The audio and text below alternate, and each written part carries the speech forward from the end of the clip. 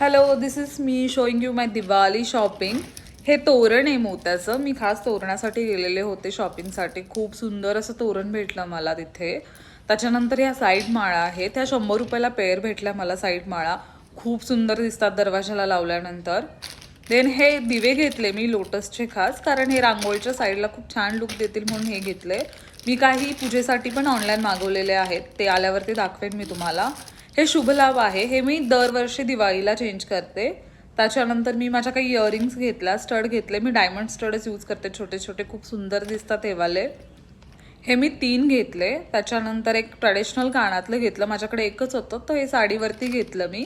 त्याच्यानंतर काही hair accessories आणि 2 क्रंचेस घेतल्या, त्याही खूप सुंदर मिळाला. हा माझ्या नीसचा ड्रेस आहे.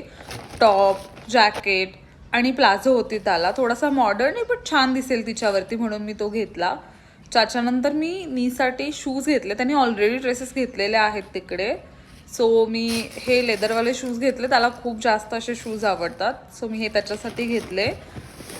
त्याच्यानंतर look at this is my dresses.